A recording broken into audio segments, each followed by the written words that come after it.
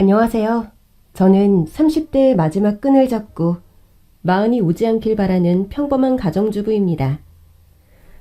진짜 요즘 나이를 한 살 한 살 먹어가니까 한숨이 늡니다. 거울을 볼 때마다 언제 내가 이렇게 나이를 먹었나 깜짝깜짝 놀랄 때가 많습니다. 우리나라에선 여자가 나이가 많으면 별로다. 여자로서 매력이 없다. 뭐 이런 말을 듣기도 합니다. 아니, 열매도 시간이 지나면 달고 색이 예쁘게 익어가듯이 여자도 나이가 들수록 그 나이 때만의 매력이 있는 거 아닐까요? 그런데 외적으로 나이가 많이 든 것도 억울한데 시집을 가면 일단 시댁 식구들의 서열대로 그 서열이 정해집니다. 아무리 제가 나이가 많아도 나이 어린 시누이에게 할 말도 함부로 못하고 시댁 식구들 눈치부터 보게 되는 게 사실입니다. 외국에선 신우 올케를 막론하고 캐롤, 비비안 뭐 이렇게 이름을 막 부르고 서로의 사생활을 절대 터치하지 않는 게 원칙이죠. 요즘 우리나라도 그렇게 변해가는 것 같지만 아직도 이런 분위기는 없어지지가 않고 있습니다. 저 또한 친정에선 올케 언니도 있고 시댁에선 시누이도 있었습니다. 하지만 제가 시댁 식구라는 걸 내세우면서 올케를 괴롭힌 적은 한 번도 없었는데 제 시누이는 정말 도가 지나치다 할 정도로 시누이가 무슨 벼슬이라도 되는 것처럼 저에게 웰컴 투 헬 시월드를 보여줬습니다. 오직 자신의 이익을 위해 식구들과 주변 사람들을 힘들게 한 저희 시누이의 최후. 시누이가 도대체 뭐길래 이래도 되는 건지 여러분 함께 들어주세요. 저희 오빠는 저와 나이 차이가 10살이나 나서 전 아주 어린 나이에 시누이가 됐습니다. 오빠랑 나이 차가 있으니까 당연히 올케 언니도 저보다 나이가 한참 위였죠. 나이가 들어 제가 성인이 됐을 때까지 저희 올케 언니는 늘 제게 아가씨하며 늘 존댓말을 썼고 저는 저보다 한참 언니인데 왜 자꾸 저에게 존댓말을 하는지 이해가 되지 않았습니다. 엄마, 올케 언니 나한테 존댓말하지 말라고 해. 진짜 이상해. 이상하긴 뭐가 이상해. 아니, 나보다 나이도 훨씬 많고 나한테 너무 잘하려고 눈치 보는 것 같아. 그냥 날 동생같이 생각해주면 안 되나? 난 그게 훨씬 편할 것 같은데. 이거사, 시집살이가 원래 그런 거야. 아무리 너를 동생처럼 대하라고 해도 네 올케 언니가 절대 안 할걸? 괜히 그랬다가 나중에 무슨 욕을 먹으려고. 그냥 올케 언니도 그게 편하니까 너한테 그러는 거니까 넌 그러려니 해. 난 절대 시누이 있는 집에는 시집 안 갈 거야. 너무 불편해. 그게 어디 네 마음대로 되니? 너 그 말 들어봤지? 때리는 시어머니보다 말리는 시누이가 더 밉다고. 나중에 시집 가봐. 이 말이 무슨 말인지 알 거다. 치. 전 정말 여동생이 있는 남자와는 절대 결혼하지 않겠다고 다짐하고 또 다짐했습니다. 하지만 저 혼자 다짐한다고 그게 되는 일이 아니었습니다. 저도 대학을 가고 직장에 취업하고 그러다 남자를 만나 사랑을 하게 됐죠. 사랑에 빠지면 그 사람만 보이고 그 사람의 가족이라든지 그런 건 나중 문제라고 생각하죠. 저 또한 결혼을 하지 않겠다고 그렇게 다짐했건만 다정하고 잘생긴 신랑에게 빠져서 완전히 콩깍지가 씌어버렸습니다. 자기야, 그런데 자기 여동생 성격은 어때? 좀 철이 없다고 해야 하나? 어릴 때 아버지가 너무 오냐오냐 키우셔서 버릇은 좀 없는데 그래도 전반적으로 착한 편이야. 그래서 결혼도 나보다 일찍 한 거고. 그렇구나. 왜? 아니, 주변에 결혼한 친구들이 시누이가 있으면 좀 많이 불편하다는 이야기를 들어서. 자기도 시누이잖아. 어? 자기도 시누이니까 알 거 아니야. 시누이와 올케 사이 어떻게 지내면 편한지. 솔직히 난 잘 모르겠어. 으이그, 걱정도 많으시네요. 내 여동생 우리랑 별로 볼 일도 없어. 멀리 살아서 반찬도 엄마가 직접 갖다 주신다니까? 그래서 내가 철이 없다는 거야. 그래? 엄마가 열심히 반찬 해놓으면 지가 와서 가져가야지. 맨날 엄마 보고 오라가라 하니. 내가 정말 속상해 죽겠어. 그렇네. 아가씨가 오시면 어머님, 아버님도 더 좋아하실 텐데 말이야. 전 솔직히 내심 좋았습니다. 성격이 어떻든 저떻든 시댁에 잘 오지 않는다고 하니까 다행이라고 생각했죠. 저도 결혼하고 나서 시댁 행사가 있을 때 잠깐 본 거라 크게 부딪힐 일도 없었습니다. 하지만 신우이의 성격이 그리 원만하지 않다는 건 첫인상에서 느꼈죠. 제가 시집 오고 아버님 첫 생신이었는데 호텔 뷔페를 예약했습니다. 그런데 식사하는 내내 신우이는 뭐가 그리 불만인지 입이 한 바가지로 나와 있었죠. 여보, 음식이 맛이 없어? 아니. 그런데 왜 그래? 먹는 둥 마는 둥. 솔직히 아빠가 불쌍해서 그래. 어? 전 음식을 한가득 접시에 담고 룰루랄라 식구들이 앉아있는 자리로 앉았는데 갑자기 신우이 눈이 레이저가 나올 것처럼 절 뚫어져라 보고 있었습니다.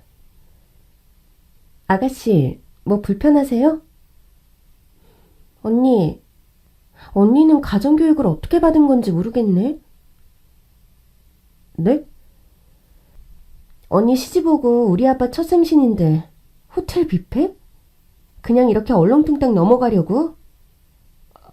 얼렁뚱땅이라니요. 저 여기 예약하느라 애먹었어요. 그리고 아버님도 여기서 식사하시는 거 좋다고 하셨고요. 아무리 아빠가 좋다고 해도 첫 생신인데 언니가 직접 음식해서 대접해야 하는 게 도리 아닌가? 저보다 나이도 7살이나 어린 게 말끝을 딱딱 잘라먹는 게 정말 얄미웠습니다. 저 주둥아리를 아주 뽑아버리고 싶을 정도였다니까요. 우리 엄마 생일에는 이런 일이 없었으면 좋겠는데. 내 말 이해했음? 어머님 생신 땐 제가 어머님께 여쭤보고 준비하도록 할게요. 진작 좀 그런 머리가 돌아가지. 정말 뒷목을 잡을 정도로 저걸 어떻게 할까 머리 끝까지 화가 났죠. 하지만 신우이는 시댁 식구들이 있을 땐 분위기 메이커가 돼 온 가족을 웃게 했죠. 전 식사를 하다가 너무 기분이 나빠서 잠시 로비에서 쉬고 있는데 심해부가 제 마음을 이해한다는 듯 다가왔습니다. 아까 기분 상하셨죠? 아니라면 거짓말이겠죠. 미희가 장인 장모님 일에는 좀 예민해요. 그러니 이해해주세요. 아가씨는 복 받았네요. 이렇게 아가씨를 좋아해 주시니까요. 당연히 제 와이프인데 제가 챙겨야죠. 하지만 뒤처리도 제가 할 테니까 잘 좀 봐주세요. 참, 형님한테 들으니까 저랑 같은 학교 나오셨다고 하던데 맞죠? 네, 저도 들었어요. 그러면 비희 씨끼리 한 번씩 전우회를 다집시다. 좋아요. 어떻게 저런 남자가 신우이랑 결혼했을까 의문이 들 정도로 심해부는 능력도 있고 외모도 출중한 스윗가이였습니다.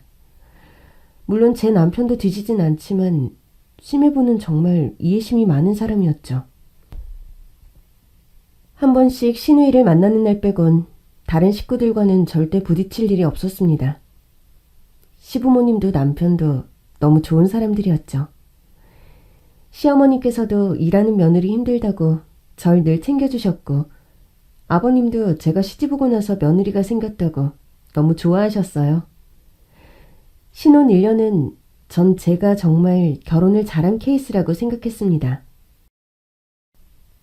좋은 시부모님의 든든한 남편까지. 그런데 제가 잠시 잊고 있었던 사람, 바로 신우이가 있었습니다.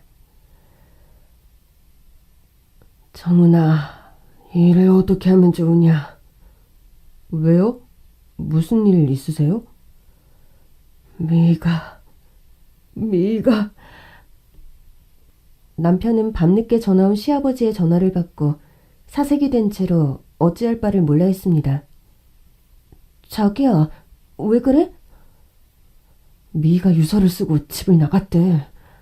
뭐? 사실 신우이는 최근 남편과 이혼 후 우울증에 걸렸습니다. 아니, 걸렸다고 했죠. 시어머님은 그런 신우이를 보며 매일매일 눈물로 사셨습니다. 아유, 정말 난 최서방이 그런 줄 몰랐다. 아니, 우리 미희를 두고 바람이라니. 아휴, 우리 미희 불쌍해서 어쩌니. 그러게요. 저도 그렇게 안 봤는데. 아휴, 10길 물속은 알아도 한 길 사람 속은 모른다고. 최서방이 그렇게 수준 이하인 줄은 꿈에도 몰랐어. 미희 지금 우울증에 걸려서 집 밖에도 안 나오고 있다는구나. 전 당연히 해야 되는 말이지만 진짜 하기 싫은 말을 결국 하고야 말았습니다. 어머님, 제가 아가씨한테 가볼까요? 그래 줄래? 내가 간다고 하니 울기만 하고 엄마 마음 아프게 하기 싫다고 오지 말라는구나. 그래도 너희는 젊은 애들이니까 서로 말도 잘 통할 거야.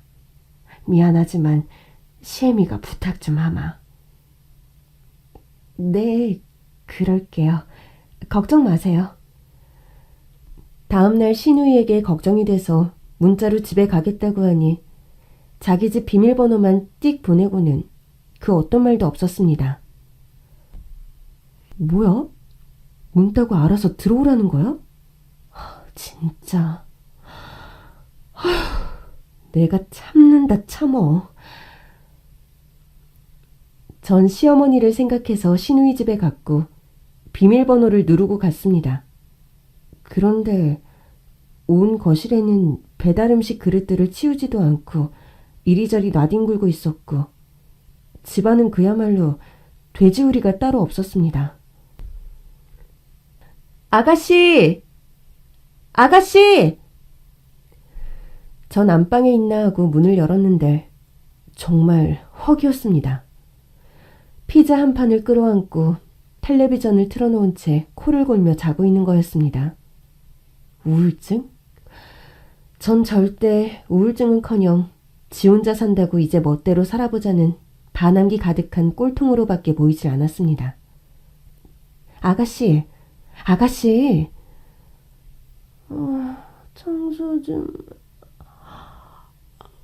그리고 이거 밖에 버리고 난 더 자야겠어. 우울증 때문에 병원 갔다 왔다고 하던데 약은 먹었어요? 아이씨, 식탁 온천지가 약이야. 눈 있으면 보면 될 거 아니야. 전 걱정이 돼서 물어본 건데 너무 어이가 없었습니다. 청소를 하면서 식탁 위를 치우니 정말 약이 많긴 많았습니다. 밉기는 미워도 충격으로 저렇게 우울증까지 걸린 신우이가 좀 불쌍하긴 했죠. 그런데 약만 봤을 땐 이게 우울증 약이구나 했는데 여기저기 버려진 약봉투를 보니 정말 어이가 없었습니다. 약봉투에 적힌 건 우울증 약이 아닌 모두 과식으로 인한 위상 과다라고 적혀 있었습니다. 결론은 남편이랑 이혼해서 스트레스 받는다고 계속 처먹고 자고 한 것이었죠. 그런데 무슨 우울증? 당장 방으로 들어가 이 돼지를 발로 뻥 차버릴까 생각했습니다.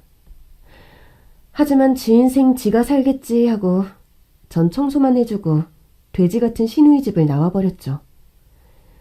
전 신우이의 우울증이 거짓말인 걸 알고 있었기에 유서를 쓰고 세상을 떠난다는 말을 한 게 좀 믿기지가 않았습니다. 언제 어디에서 나는 세상을 떠날 것이다 라고 아주 친절히 유서에다 적어놓는다는 게 말이 됩니까? 시아버님과 남편은 신우이의 유서를 발견하고 바로 신우이가 말한 바닷가로 갔고 신우이를 구했습니다. 그런데 좀 웃긴 게 남편이 신우이를 구하려다 무릎이 다 깨져서 온 것이었습니다. 아가씨는? 괜찮아? 응. 그런데 자기 무릎이 왜 이래? 왜 이렇게 다쳤어? 난 유서를 보고 시간이 꽤 지나서 이미 바다 한가운데 들어가 버린 건 아닌가 걱정해서 갔는데 5시간 동안 생각이 많았는지 무릎 정도까지밖에 안 갔더라고. 난 그것도 모르고 멀리서 그냥 바다에 뛰어들었는데 그렇게 물이 얕은지 몰랐어. 그래서 무릎이 5시간이 지났는데 무릎까지만 들어갔다고? 어찌됐건 이만해서 다행이지. 그래서 아버지랑 내가 일단 집으로 보냈어. 어느 집? 엄마 집이지. 뭐? 관종병에 걸렸나? 쥐가 무슨 실현당한 드라마 주인공도 아니면서 내 남편 무릎까지 다치게 하고 이제는 불쌍한 이웃녀 코스프레로 어머님 아버님 등골까지 빼먹으려 하는 게 눈에 빤히 보였습니다. 전 똥이 더러워서 피하지 무서워서 피하나 싶어 이제 저 돼지 같은 시누이가 하는 말들은 하나도 믿을 수가 없었죠. 하지만 시댁 행사는 가야 했기에 시누이를 안 볼 수가 없었습니다. 시할아버님 제삿날 저는 휴가를 내고 음식 준비를 하러 시댁으로 갔습니다. 분명히 시어머니를 하나도 안 도와줄 걸 알기에 전 어머님을 생각해 휴가를 낸 것이었습니다. 어머님! 어머님! 저 왔어요! 엄마 없어. 나 목 맥혔어. 물 가져와, 물! 지 얼굴만한 감자칩을 소파에서 누워서 처먹더니 결국 목에 걸린 것이었죠. 전 저걸 그냥 놔둘까 하다가 그래도 사람은 살려야지 싶어 물을 갖다 줬습니다. 뭐야? 왜 한참 있다가 가져오는 거냐고. 일부러 그랬지. 일부러 그랬지? 전 이혼을 한 뒤 살이 20kg이나 찐 시누이를 보니 가관도 아니었습니다. 시부모님은 시누이가 우울증 약 때문에 생긴 부작용이라고 믿고 계셨죠. 개뿔. 저렇게 처먹는데 어떻게 돼지가 안 될 수 있겠습니까? 정말 우울증 맞아요? 우울증 걸린 사람들은 아무런 의욕이 없다던데 이건 뭐 식욕이 더 왕성해졌으니 병원을 새로 알아보셔야 할 것 같아요. 이게 진짜... 왜? 때리게요? 때려요. 때려보라고. 저도 이제 이판사판이다 싶어 당하고만 있지 않겠다고 했죠. 그런데 절 한 대 치려는 시누이가 먹던 감자칩을 얼른 버리고 후다닥 거실 창문 쪽으로 가 쪼그려 앉아 있었죠. 창문을 바라보며 멍하니. 전 처음엔 저게 미쳤나? 생각했습니다. 우울증이 아니라 뭔가 다른 정신병 종류인가 생각했습니다. 그런데 시누이가 그렇게 다시 우울증 환자처럼 변신한 데는 다 이유가 있었습니다. 바로 시어머니가 오는 걸 눈치챈 것이었죠. 아니, 왜 또 이래? 엄마 죽는 걸 보고 싶어? 미안해, 엄마.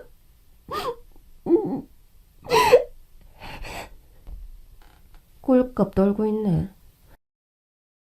이 말이 저도 모르게 입 밖으로 나오려고 하는 걸 간신히 막았습니다. 자기 부모를 저렇게 마음 아프게 하고 싶을까? 도대체 저 머릿속엔 똥이 들었나? 전 진짜 이해가 안 됐습니다. 어머님은 시누이가 저러고 난 뒤 몸이 많이 안 좋아지셨습니다. 그런 어머님을 보며 너무 마음이 아파 이번 제사 음식은 제가 다 하겠다고 말씀드렸습니다. 네가 어떻게 다 하려고. 대신 조금만 할게요. 미안하다. 양도 아주 간소하게 하고 음식 종류도 확 줄여도 되니까 금방 끝내고 쉬어라. 알겠지? 네, 금방 할 수 있을 것 같으니까 걱정 마세요. 전 그렇게 어머님을 방에 모시고 제사 음식을 준비했습니다. 제가 전을 부칠 때 어떻게 알고 왔는지 신우이는 제가 전을 부치는 걸 가만히 앉아 보고 있었죠. 전 또 괜히 말 섞었다가 저만 열받을 것 같아서 입에다 풀칠을 하고 아무 말 없이 제사 음식을 준비했습니다. 그런데 아니 신우이 요년이 제가 전을 하나 부쳐 채반에 올려놓으면 젓가락을 들고 와서는 전을 부치는 족족 처먹는 것이었습니다. 처음에는 참았습니다. 그런데 어머님이 하라고 한 양만큼만 했는데 채반에 전이 하나도 없는 겁니다. 저는 결국 입을 떼고야 말았죠. 아가씨, 지금 뭐 하는 거예요? 저는 따뜻할 때 먹어야 제맛이지. 빨리 부쳐. 지금 아가씨가 다 먹고 있는데 밑 빠진 독에 물 붓는 것도 아니고 지금 날 엿먹이는 거예요? 어떻게 알았지?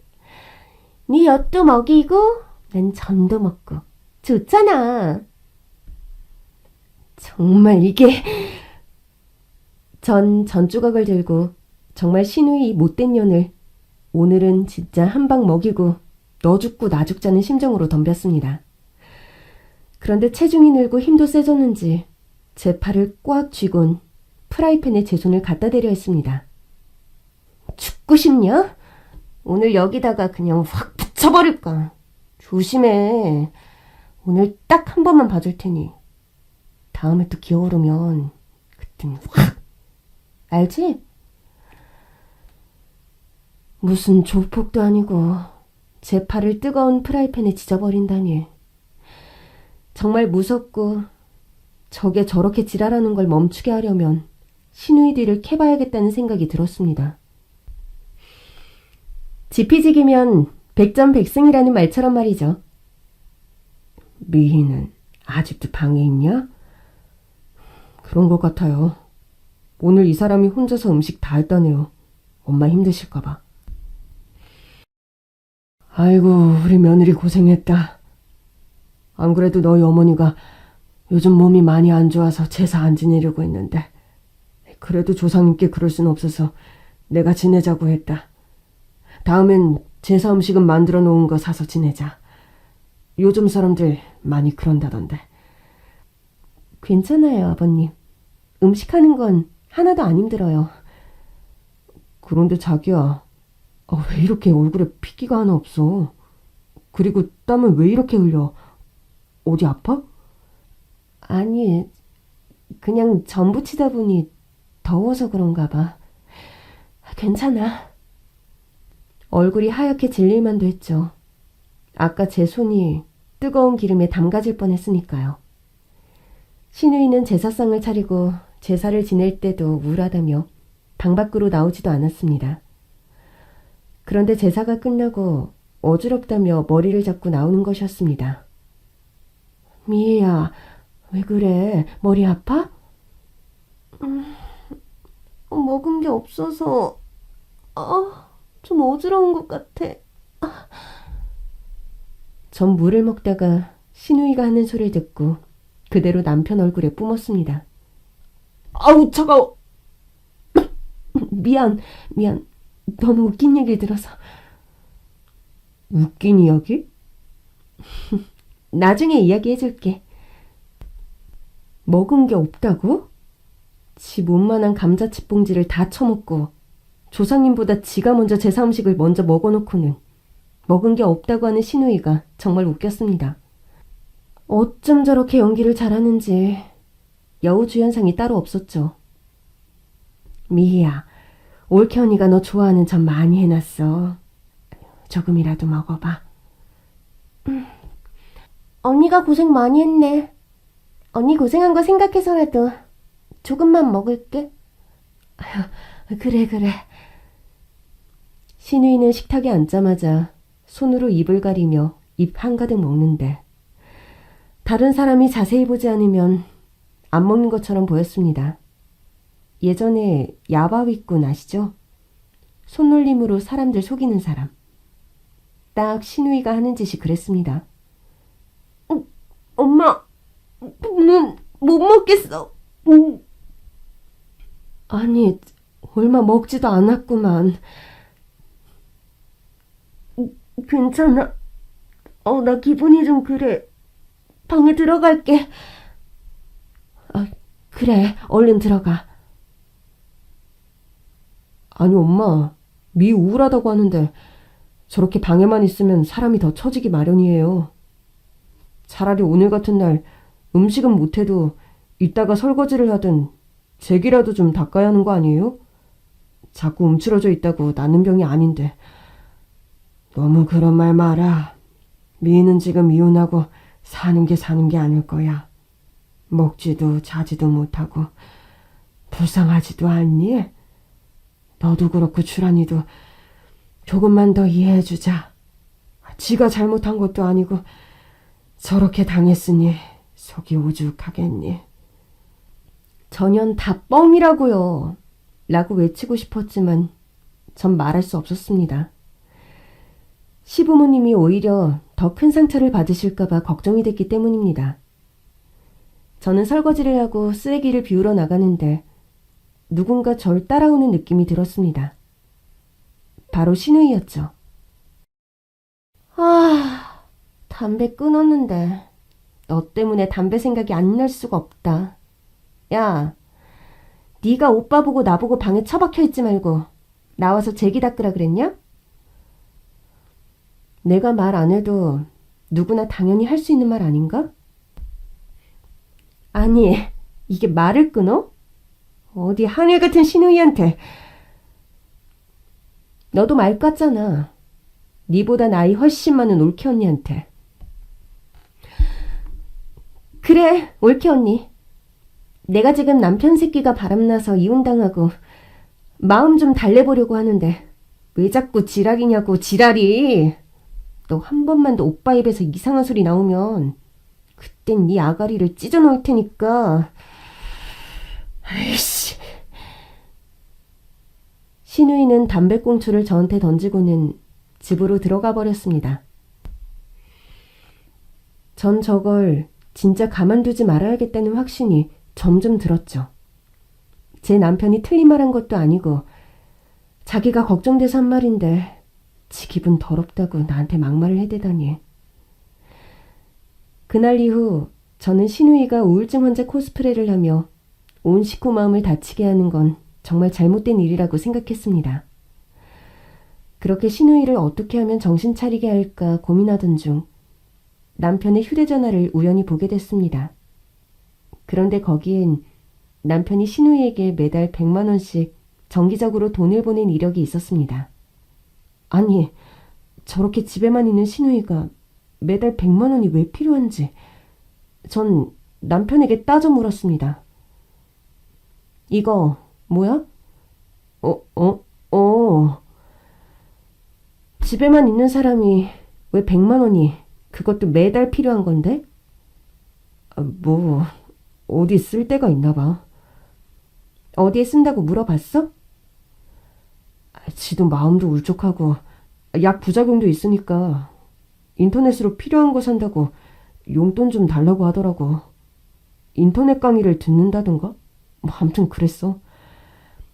근데 나도 이제 좀 힘드네. 매달 100만 원씩 꼬박꼬박 나가니. 요즘 커피 한 잔도 마음대로 못 마시겠다니까. 인터넷 강의는 무슨 인터넷 강의. 맨날 처먹고 자는 일이 다인 게 왜 돈이 필요한 건지. 전 신우이를 제대로 캐야겠다고 생각했고 다음날 밤 시댁 앞에서 잠복 근무를 서게 됐습니다. 꼬리가 길면 밟힌다는 말도 있으니까요. 밤 12시가 됐을 무렵 신우이는 문 밖으로 나와 어디론가 택시를 잡고 밤 외출을 했습니다. 아니, 이 밤에 도대체 어딜 가는 건지 전 신우이가 탄 택시의 뒤를 따라갔습니다. 도착한 곳은 바로 서울에서도 유명한 유흥거리.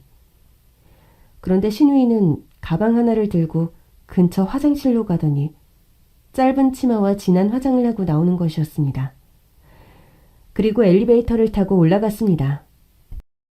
전 뒤를 쫓아갔고 신우이가 내린 층이 10층이란 걸 알았습니다. 엘리베이터를 타고 올라가다 보니 10층은 바로 호스트바였습니다. 아니, 여길 왜... 전 이런 곳도 처음이고 신우이가 도대체 어디에 있는지 찾기도 힘들었습니다. 오, 누나. 신입생인가 봐? 혼자 왔어? 네. 근데 누굴 좀 찾으러 왔어요. 혹시 짭새 아니지? 아니에요. 누구 찾으려면 입장료는 내야지, 안 그래? 입장료, 여기요. 사람 한번 찾아달랬더니 10만 원이나 뜯어가다니. 10만 원이나 주고 여길 들어왔으니 신우이가 도대체 뭐 하는지 봐야 돈이 아깝지 않을 것 같았습니다. 저 언니 맞지? 저 언니. 돈 뿌리고 있는. 충격 그 자체였습니다. 시부모님과 남편에게 이혼 후 실연한 여자 코스프레를 하고 우울증 때문에 온갖 시중을 다 들게 하더니 지금 식구들은 다 신우이 걱정뿐인데 완전 술에 취해 지보다 어린 남자에게 돈을 뿌리고 지는 무슨 여왕님 대접을 받고 있었습니다. 더 기가 막힌 건 지가 마음에 드는 남자애를 하나 데리고 나가서 2차까지 가는 것이었습니다. 저 언니 부자야? 한 달에 한 번은 와서 저러고 간다니까? 우리야 좋지만... 그리고 2차 나간 애들이 저 언니 진짜 매너 꽝이라고 얼마나 투덜대던지. 좀 재스탱이지. 안에서 새는 바가지 밖에서도 안 셀 수가 없죠. 전 그날 밤 신우이의 실체를 완전히 알게 됐고 심해부가 바람을 피워서 이혼을 했다는 것도 확인해야겠다는 생각이 들었습니다. 선배. 혹시 황서준이라고 선배랑 동기지? 사정이 좀 있는데 황서준 씨 연락처 좀 알 수 있을까?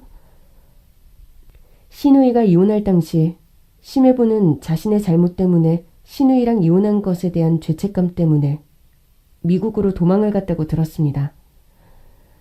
전 사실을 확인하기 위해 심해부에게 전화를 걸었죠. 안녕하세요. 저 정주란이에요. 정주란이요? 안녕하세요. 잘 지내셨어요? 속이 아니죠. 그냥 한국 떠나 일만 하고 살고 있어요. 그런데 제가 뭐 그 집안과 아직 끝낼 일이 남았나요? 네? 아무 말 없이 떠난 건 그냥 더 크게 일을 벌이기 싫었어요. 미가 뭔 짓을 했든 다 내 잘못이라 생각하고 떠난 건데 다시 이렇게 연락을 주시니 당황스럽네요. 아니, 그게 무슨 말씀이세요? 아가씨가 무슨 짓을 했다는 건가요? 저희 이혼한 거 미희한테 못 들으셨어요? 아니, 남편이 바람을 피워서 이혼했다고. 정말 걔는 봐주려고 해도 봐줄 수가 없네요. 제가 바람을 피웠다고요? 제가요? 정말 작살내고 싶은 거 참고 미국 온 건데 날 그렇게 또 매장시키네요. 미희, 한두 놈이 아니라 아주 문어다리로 바람 피웠어요. 그 불륜을 저지르고 입 다물고만 있었어도 시원찮을 판에 거짓말까지. 제가 자꾸 말하면 뭐하겠어요. 메일로 제 이 억울함을 다 보내드릴게요. 보시면 아실 거예요. 신우이의 전남편은 메일을 보면 다 알 수 있다는 말을 남긴 채 전화를 끊었습니다. 다음날 아침 제 메일로 신우이가 왜 이혼을 했고 이혼 사유가 뭔지 확실히 알게 됐습니다. 심증만 있을 뿐 물증이 없어 식구들에게 이제껏 참고 말하지 않았습니다. 하지만 이제 확실한 증거가 있으니 가족들도 다 알아야 한다고 생각했죠. 타이밍이 중요했습니다. 가장 높이 올랐을 때 떨어지면 가장 아픈 것처럼 신우이가 무장해제가 됐을 때 전 허를 찌르기로 계획을 짰습니다. 디데이. 전 신우이의 생일날이 모든 것을 식구들에게 보여주려고 마음먹었습니다. 전 포커페이스로 시댁에 와서 죽도록 미운 신우이의 마지막 생일상을 차렸습니다. 그래도 지 생일이라고 하니까 지방에서 나와서 여기저기 살펴보더군요. 오늘 지가 어떤 일을 당할지도 모른 채 말이죠. 야, 너 요즘 조용하다? 정신을 좀 차렸나? 그럼요. 요즘 골치 아팠던 일이 해결돼서 정신이 아주 맑아졌어요. 또 뭔 지랄이야? 저기 아버님, 저번에 보니까 손편지 써드리니까 너무 좋아하시더라고요. 그때 아버님 생신날 제가 손편지 써드렸잖아요. 그랬더니 그 다음날 저한테 용돈을 500만 원이나 주시더라고요. 500? 아버님이 그런데 마음이 되게 약한 것 같아요. 전 그냥 절 며느리로 받아주신 아버님 감사합니다. 그냥 편지 쓴 것 뿐인데 말이죠. 진짜야? 내가 지금 아가씨한테 아주 고급 정보 준 거니까 할지 말지는 생각해 보세요. 아, 절 이렇게 낳아주시고 키워주셔서 감사합니다. 요 멘트 좋다. 그쵸? 신우이는 제 말을 듣자마자 방으로 가더니 한참을 나오지 않았습니다. 전 신우이가 제가 놓은 덫에 걸린 걸 보고 이제 피날레만 잘 장식하면 신우이는 끝나겠다고 생각했습니다. 오늘 우리 딸 생일이라 그런지 기분이 아주 좋아 보이네. 이렇게 가족들이 날 사랑하는지 다시 한번 알게 됐어. 그래, 미희야. 이렇게 가족들의 사랑 속에서 상처도 치유되는 거다. 그러니 이제 혼자 슬퍼하지 말고 혼자 아파하지 마라. 아빠 말 알겠지? 네. 그래서 제가 오늘 아빠를 위해 준비한 게 있어요. 신우이는 아버님에게 편지 봉투를 하나 건넸습니다. 아니, 이거 편지니? 아빠 마음 너무 아프게 해서 그냥 제 마음을 솔직히 적어봤어요. 아이고, 우리 딸, 아이고. 아버님, 아가씨가 용기 내서 쓴 편지 같은데 저희도 같이 들어봐도 될까요? 아버님 좋은 목소리로 들려주세요. 그래요. 우리 미희가 쓴 편지인데 우리도 같이 들읍시다. 이야, 너 절 들었다. 역시 내 동생 글솜씨 한번 들어볼까? 그래, 내가 오늘 기분이다. 우리 딸 생일이니 멋지게 한번 읽어주마. 아버님은 편지 봉투를 꺼냈고 아가씨가 적은 편지를 낭독하셨습니다. 절 태어나게 해주시고 길러주셔서 감사드려요. 사랑해요, 아빠. 응? 그런데 뒤에 또 뭐가 있네. 이것도 읽어볼까? 신우이는 뭐지라는 표정으로 아버님을 바라봤고 아버님은 그걸 한참 보더니 얼굴이 점점 붉어지셨습니다. 다음 장은 내가 사랑하고 아꼈던 내 딸의 이혼 판결문이구나. 청구 취지, 주문은 다음과 같다. 대한민국 민법, 이혼 청구에 관한 판단. 재판상 이혼 사유, 피고는 혼인기간 중 총 8명의 남성과 부도덕한 성생활을 해 원고가 준 생활비를 8명의 남성들과 성생활을 자유롭게 하기 위해 모텔 및 호텔비로 탕진했다. 이는 법정 남편으로 있던 원고에게 지울 수 없는 정신적 충격을 주었다. 재판부는 한 명의 남성이 아닌 다수의 남성과 성생활을 즐기고 이를 묵인하려고 증거 조작 및 거짓을 반복하며 원고에게 자신의 잘못을 인정하지 않았다. 결국 이혼을 준비하는 원고에게 협박과 폭력을 지속적으로 행사해 이혼을 인정하지 않으려 했고 원고에게 전치 6주의 상해를 입혔다. 피고의 이와 같은 귀책 사유로 인하여 혼인관계가 파탄에 이르게 됨으로써 원고가 상당한 신체적, 정신적 고통을 받았음은 명백하므로 피고는 원고에게 정신적 손해를 배상할 책임이 있는데 원고와 피고의 혼인 생활의 내용, 혼인기간, 혼인 파탄에 이르게 된 원인 및 책임의 정도 등을 참작하여 위자료 액수를 1억 5천만 원으로 정한다. 아버님은 이혼 사유에 대해 다 아시고는 편지 봉투 뒤에 있는 사진까지 한 장 한 장 보셨습니다. 거기에는 신우이가 딴 남자들과 호텔에 들어가는 장면, 그리고 심해부가 신우이한테 맞아서 다친 사진들이 들어있었습니다. 야, 너 이리 와! 이리 와! 아버님은 신우이의 머리채를 잡고 온 거실을 끌고 다니며 분노를 주체하지 못했습니다.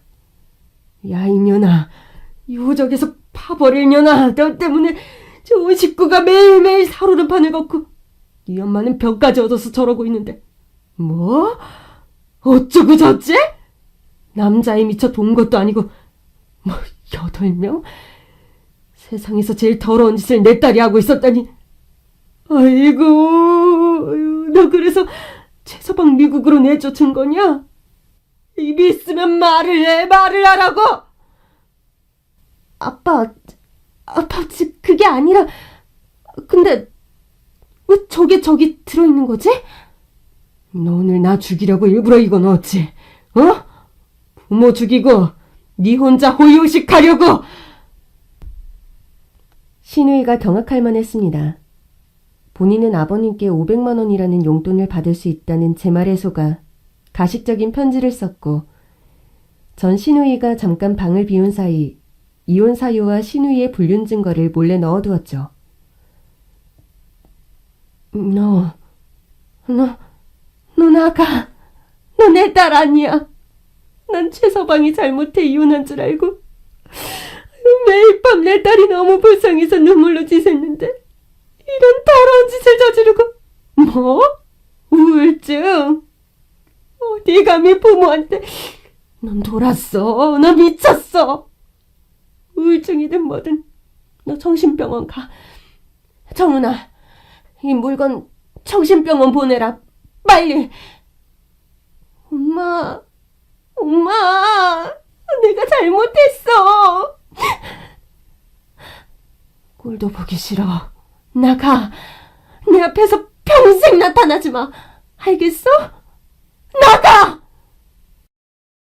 신우이는 온 가족이 자신을 죽일 듯 바라보니 무서워서 눈물을 흘리며 집을 나갔습니다. 그럼 내가 준 100만 원은 남자들이랑 술 처먹고 잠자고 내가 내 동생한테 그런 더러운 짓 하라고 준 거네?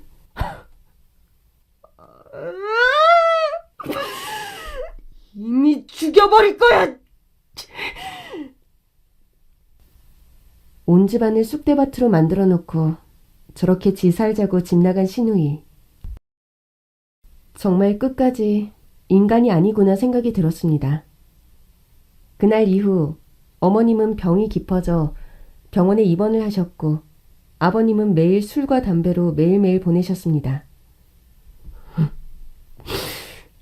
내가 어떻게 저런 걸 자식이라고 낳고 키우고, 아이고, 속일 사람이 없어서 부모를 속여.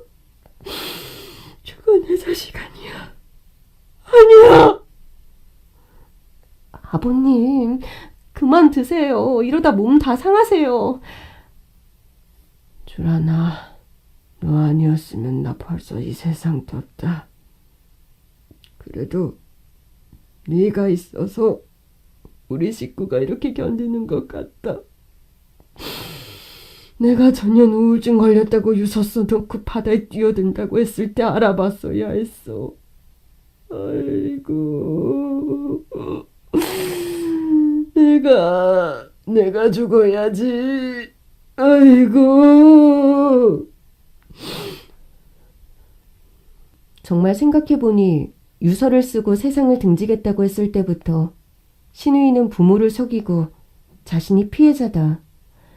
피해자인 척하면서 부모의 눈에서 피눈물을 나게 했습니다. 어떻게 자식이 부모에게 이럴 수가 있는지 정말 이해가 안 됐습니다. 그리고 며칠 후 갑자기 남편에게 전화가 왔습니다. 여보세요? 오빠? 나 미희. 네가 지금 어디라고 전화질이야? 네가 인간이야? 오빠, 나 지금 오빠 집 앞이야. 잠깐만 올라가도 될까? 나 너무 춥고 배고파. 그래, 와라. 와. 내가 그때 엄마 아버지 때문에 너한테 할 말도 제대로 못했는데 와서 상판떼기 보고 해보자. 빨리 올라와. 남편은 신우이를 우리 집으로 불렀고 신우이는 슬리퍼와 트레이닝 차림으로 저희 집을 찾았습니다. 오빠 미안해. 도저히 엄마 아빠한테는 갈 수가 없었어. 그리고 지금 뭔가 많이 오해하고 있는데 내가 다 그런 거 아니야. 최서방도 바람 피는 것 같아서 나도 화가 나서 그랬다고 믿어줘, 제발. 그리고 나 갈 데도 없고 돈도 없어. 오빠 집에서 방구할 때까지 지내면 안 될까? 아니면 오빠가 지금 돈을 좀 주면 내가 방을 알아볼게. 야, 이 쌍년아. 이게 진짜 누굴 바보로 하나. 지금 이 시간 이후로 너한테 10원 한 푼 주지 않을 거야. 그리고 믿어달라. 어이가 없네. 내가 최서방한테 전화해서 너무 미안하다고 빌고 또 빌었어. 근데 뭐? 화가 나서 바람을 피웠다고? 너 진짜 엄마 말대로 정신병원 가야겠다. 여보, 지금 당장 병원에 전화해. 이 미친년 빨리 데려가라고. 다 전현 때문이야. 전현이 우리 집에 들어오면서 우리 식구를 다 갈라놨어. 전현이 날 협박하고 쌍욕을 하고 그랬는지 오빠 모르지? 전현 정말 무서운 년이야. 아마 오빠랑 엄마, 아빠도 나중에 당할 거야. 그러니까 내 말 좀 믿어줘. 전현은 솔직히 이혼 도장 찍으면 남이지만 난 오빠 동생이야. 누구 말을 믿는 게 맞겠어? 오빠, 생각해봐. 전 시부모님과 남편 앞에서 신우이에게 정말 이러긴 싫었는데 결국 신우이는 넘지 말아야 할 선을 넘고 말았습니다. 전 그 말을 듣자마자 그대로 신우이에게 쌍따기를 날렸습니다. 그리고 멱살을 잡고 이야기했죠. 뭐? 협박? 쌍욕? 야, 그건 네가 한 짓이지. 그리고 내가 그래도 시댁 식구라 생각하고 봐주고 봐줬는데 이게 사람 뚜껑 열리게 하는 재주도 여러 가지네. 정신병원? 보내려면 벌써 보냈어. 근데 네가 정신병원 가면 삼시세끼 다 챙겨 먹고 따뜻한 병실에서 또 착한 척 병원 사람들에게 거짓말을 하겠지. 난 그걸 못 봐. 넌 그냥 이렇게 살아. 철저히 혼자서 아무도 없이. 다시 한번 우리 가족 앞에 나타나면 그땐 네가 지지려고 했던 내 손 다음엔 내가 널 아주 제대로 찢어줄 거야. 알겠냐? 신우이는 완전히 겁을 먹고 이제 자신이 아무리 거짓말을 해도 믿어줄 사람이 없구나 생각한 듯 도망치듯 집을 나갔습니다. 왜 이제껏 말을 안 했어? 미가 당신한테 저런 짓을 했는데. 그래도 식구라고 믿었고 저러다 말겠지 했어. 그런데 어머님, 아버님 그리고 힘들어하는 당신을 보니 이건 아니다 싶었어. 그래서 아가씨에 대해 알아봤고 난 더 이상 가족들이 상처받지 않도록 노력했을 뿐이야. 여보, 내가 미안해. 그런 줄도 모르고 저기 집에 이해하라고. 당신은 몰랐잖아. 그리고 난 아가씨가 정신을 차리겠지 기다린 거고. 누구의 잘못도 아니야. 그러니까 너무 자책하지 마. 여보. 남편은 눈물을 흘리며 제게 용서를 구했습니다. 그리고 시부모님도 하루하루 기운을 차리시고 일상을 찾아가셨죠. 하지만 시부모님은 단 한 번도 시누이에 대한 이야기는 절대 하지 않으셨습니다. 시아버님과 남편은 시누이의 전화번호를 차단했고 모르는 번호로 전화가 오면 시누이 전화인 줄 알고 아예 받지도 않았습니다. 하지만 시어머니는 마음이 약해서 시누이와 가끔 연락을 하는 듯 했습니다. 미희, 신림동 원룸촌에 방을 얻었다더라. 그러든 말든 난 돈 한 푼 안 줬어. 지가 아르바이트해서 벌어서 알아서 하겠지. 생각하고 있다. 처음부터 솔직히 말했다면 이 지경까지는 안 갔을 건데. 아이고, 바보 같은 거. 엄마 아빠의 사랑을 듬뿍 받으며 오냐오냐 키워놨더니 부모에게 씻지 못할 상처를 주고 떠난 시누이. 아버님은 시누이가 앞으로 집 근처에도 오지 못하게 할 거라고 저한테 이야기를 해주시며 다시 한번 저한테 미안하다고 하셨습니다. 그리고 우리는 서로의 상처를 보듬어가며 힘든 시간을 이겨내고 지금은 행복한 그때로 다시 돌아갔답니다. 여러분, 역지사지란 말 아시죠? 내가 그 사람의 입장이 돼봐야 한다는 말인데 사람들은 이 역지사지가 참 힘든 것 같습니다. 그냥 나라면 어땠을까 생각해보면 간단한 일인데 말이죠. 내가 며느리가 되면 시어머니도 될 수 있고 내가 자식이면 부모도 될 수 있는 겁니다. 그런 마음으로 사랑하는 사람들을 생각한다면 당신이 힘들 때 그들이 당신의 마음이 되어 위로해 줄 것입니다.